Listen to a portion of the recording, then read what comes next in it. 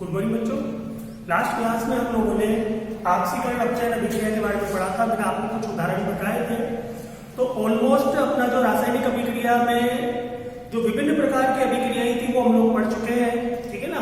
उसके बाद फिर अपना जो लास्ट टॉपिक था वो तो ऑक्सीकरण और अपचयन अभिक्रिया, ठीक है। तो ऑक्सीकरण और अपचयन अभिक्रिया को पढ़ने के बाद में अब अपन आज जो स्टार्ट करेंगे बच्चों चैप्टर, जो टॉपिक है अपना वो है उत्प्रेरक। उत्प्रेरक तो उत्प्रेरक किसे कहते हैं? उत्प्रेरक वे पदार्थ होते हैं बच्चों जो रासायनिक अभिक्रिया में वेग को परिवर्तित कर देते हैं और स्वयं अपरिवर्तित रहते हैं। तो अपन सबसे पहले इसकी परिभाषा लिखते हैं कि वे पदार्थ जो रासायनिक अभिक्रिया में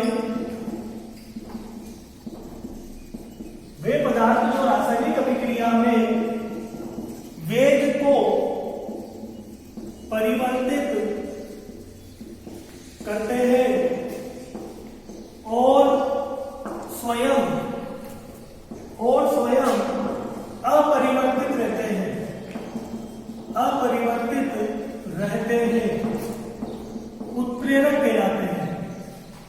उत्प्रेरक कहलाते हैं। और ये जो घटना है जिसमें किसी पदार्थ की उपस्थिति की वजह से रासायनिक अभिक्रिया का वेग परिवर्तित हो जाता है, तो इस घटना को हम उत्प्रेरण कहेंगे। इस घटना को उत्प्रेरण कहते हैं। ठीक है बच्चों। तो ये जो उत्प्रेरक होते हैं ये हमारे लिए महत्वपूर्ण होते हैं अभिक्रिया के वेग को परिवर्तित करने के लिए।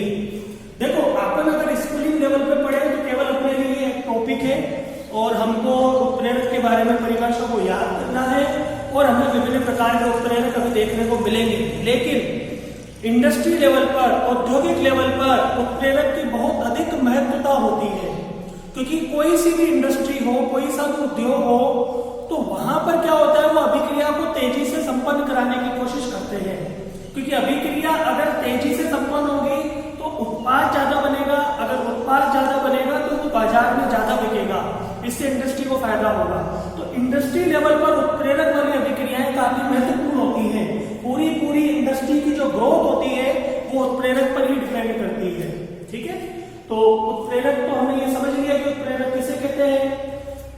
जैसे मैं आपको उदाहरण दूं, जैसे बच्चों की अभिक्रिया है KClO3, इसको मैंने आपको पुरानी क्लासों में भी बताया था कि KClO3 टूट करके KCl+O2 बनाता है, ठीक है। ये सभी क्रिया का संतुलित आप कर लेना और हम पहले कर भी चुके हैं, ठीक है। तो ये जो अभिक्रिया है जिसमें पोटेशियम क्लोराइड टूट करके पोटेशियम क्लोराइड प्लस ऑक्सीजन बना रहा है, तो ये जो अभिक्रिया है ये बच्चों 4 से 5 घंटे में होती है। इस अभिक्रिया को संपन्न होने में 4 से 5 घंटे लगते हैं। और इस अभिक्रिया में क्या बन रहा है बच्चों? ऑक्सीजन बन रही है। अब आप कुछ सोचो भाई, जब मान लो ऑक्सीजन है तो ऑक्सीजन की तो बहुत जरूरत होती है। अब मान लो किसी मरीज को ऑक्सीजन की जरूरत है, इमीडिएटली उसको ऑक्सीजन की जरूरत है, और अगर मान लो इस क्रिया से ऑक्सीजन बनाए तो आप देखो इस अभिक्रिया में तो 4 से 5 घंटे लगेंगे ऑक्सीजन अवेलेबल होने में। अब कब तो इसमें ऑक्सीजन अवेलेबल होगी तो उसको सिलेंडर में भरेंगे और तब हम लोग हॉस्पिटल लेके जाएंगे, तब तक तो मरीज ही नहीं बचेगा, ठीक है। तो ये अभिक्रिया जो 4-5 घंटे में हो रही थी, इस अभिक्रिया को अगर हमको तेजी से करवाना है तो यहाँ पे उत्प्रेरक यूज करेंगे बच्चों MnO2। ये यहाँ पे उत्प्रेरक का कार्य करता है। अगर इस अभिक्रिया को हमने उत्प्रेरक की उपस्थिति में कराया तो यह अभिक्रिया जो होगी बच्चों को 15 मिनट में ही संपन्न हो जाएगी। तो जब उत्प्रेरक की ये महत्वता होती है, आपको तो जो 4-5 घंटे में होने वाली अभिक्रिया को हमने कितनी देर में कर दिया? 15 मिनट में कर दिया।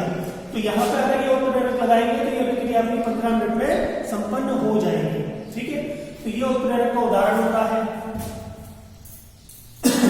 और मैंने आपको क्या कहा कि ये स्वयं अपरिवर्तित रहते हैं। देखो मैं आपको एक सीधा सा इसका एग्जाम्पल बताऊंगा।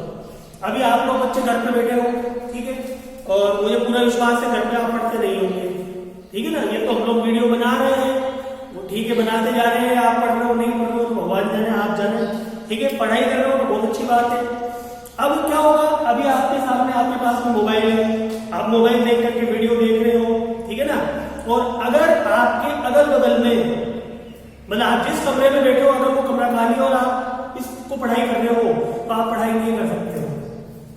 होता है ना। अब मान लो अगर आपके पास में आपके पेरेंट्स को बिठा दें और आप उन पेरेंट्स को बिठा दो और उनके सामने आप पढ़ाई करो तो आप वास्तव में पढ़ाई करोगे, ठीक है ना। अगर आप अकेले पढ़ाई करोगे 2 घंटे तो आप 2 घंटे पढ़ाई नहीं करोगे, आप केवल आधा घंटा ही पढ़ाई करोगे, 1.5 घंटा आप इधर उधर मोबाइल में देखते रहोगे। लेकिन अगर उसी जगह पेरेंट्स को बिठा दिया जाए आपके पास में तो आप 2 घंटे ही पढ़ाई करोगे, ठीक है। तो आपके पेरेंट्स ने क्या किया वहां पर बैठ के, समझे आप। आपके पेरेंट्स आपकी पढ़ाई की क्रिया में भाग नहीं ले रहे हैं, वो केवल बैठे हैं और उनके बैठने के मात्र से ही आपकी पढ़ाई की जो दर है, आपकी पढ़ाई करने की जो वो है वो बढ़ चुकी है। क्यों? क्योंकि अब वहां पे जो आपके पेरेंट्स है वो पेरेंट्स उत्प्रेरक का कार्य कर रहे हैं।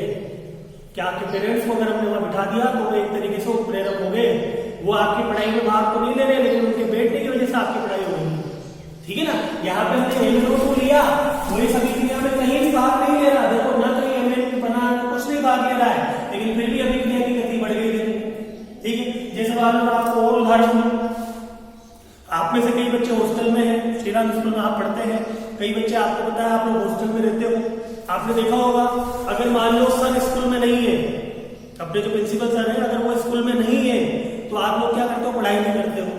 जैसे ही सर स्कूल से चले जाते हैं और आप फ्री हो जाते हो, ठीक है ना, आप अपने कमरों में बैठे रहते हो लेकिन पढ़ाई नहीं करते हो। लेकिन जैसे ही सर आ जाते हैं स्कूल के अंदर आप वापस पढ़ाई करने चालू कर देते हो, ठीक है। तो अब आप सोचो सर यहाँ नहीं थे, आप पढ़ाई नहीं कर रहे थे, लेकिन जैसे ही सर आ गए स्कूल के अंदर आपकी पढ़ाई चालू हो गई।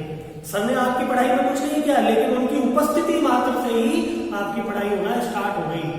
तो सर यहाँ पे किस तरह का कार्य करेंगे, उत्प्रेरक का कार्य, कैटलिस्ट, ठीक है ना। अगर उत्प्रेरक यहाँ पर है तो आपकी पढ़ाई होती रहेगी। तो ये उत्प्रेरक की महत्वता होती है कि उत्प्रेरक क्या करता है, अभिक्रिया को तेजी से संपन्न करवाता है, ठीक है ना बच्चों।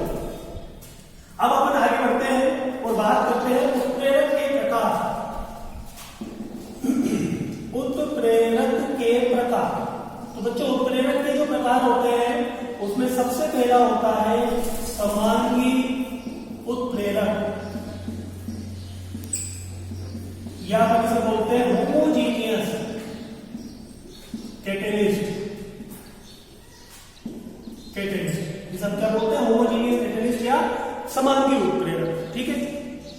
ये अपने इस साल पेपर में भी आया था, बोर्ड में इसी साल के पेपर में समांगी उत्प्रेरक पूछा गया था।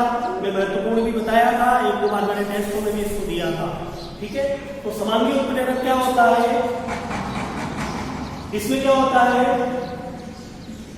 जब रासायनिक अभिक्रिया में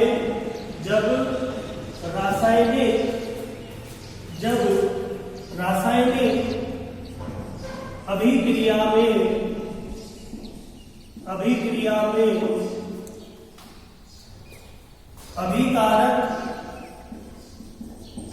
एवं उत्पाद, अभिकारक एवं उत्प्रेरक समान भौतिक अवस्था में होते हैं, समान भौतिक अवस्था में होते हैं तो उत्प्रेरक समांगी उत्प्रेरक कहलाता है, समांगी उत्प्रेरक कहलाता है तथा इस क्रिया को या इस घटना को समांगी उत्प्रेरण कहते हैं। तो अब हमने यहाँ पर उत्प्रेरक के प्रकार लिखे, उसमें उत्प्रेरक में पहला जो है वो बच्चों समांगी उत्प्रेरक है। तो समांगी उत्प्रेरक क्या होता है कि जब रासायनिक अभिक्रिया में अभिकारक एवं उत्पाद समान भौतिक अवस्था में होंगे तो उस आप समांगी उत्प्रेरक कहेंगे, और ये जो घटना है जिसकी ये जो घटना है इस घटना को हम क्या कहेंगे, समांगी उत्प्रेरक कहेंगे, ठीक है। तो इस परिभाषा को आप लोग अपनी कॉपी में लिख लीजिए, ठीक है। अब मैं आपको इसके उदाहरण समझाता हूँ इसको हमको और आगे कैसे करना है। तो ये आपने कॉपी में लिख लिया होगा बच्चों। अब हम आगे बढ़ते हैं, मैं इसके अब आपको कुछ उदाहरण बताता हूँ।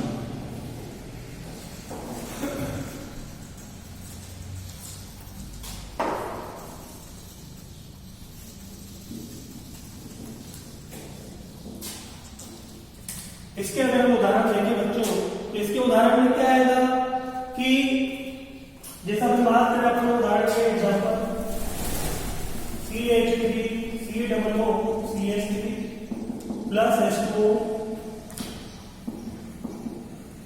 इससे मिलकर बनेगा बच्चों आपका CH3 COOH प्लस CH3OH।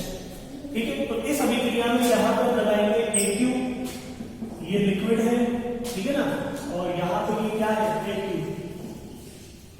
तो यहाँ पे आप देखो जो अभिकारक है, अभिकारक क्या है, ये अभिकारक है, अभिकारक, और उत्प्रेरक क्या है, ये उत्प्रेरक है। अब आप दोनों की भौतिक अवस्था देखो, देखो AQ का मतलब क्या होता है, एक्वस सॉल्यूशन यानी कि जलीय विलय। जलीय विलय की प्रकृति किसी की द्रव रूप में होता है, ये भी द्रव है लिक्विड, और ये भी क्या है जलीय विलय यानी कि द्रव है। तो यहाँ पे उत्प्रेरक और अभिकारक दोनों की भौतिक अवस्था क्या है, समान है। तो इस प्रकार की अभिक्रिया क्या कहलाएगी अपनी, समांगी उत्प्रेरण। ठीक है, और इस उत्प्रेरक को हम लोग क्या बोलेंगे, समांगी उत्प्रेरक। ठीक है, तो इस अभिक्रिया को आप ध्यान से लिखो। ठीक है, आगे की क्लास में आपको मैं और उदाहरण बताऊंगा इसके बढ़िया बढ़िया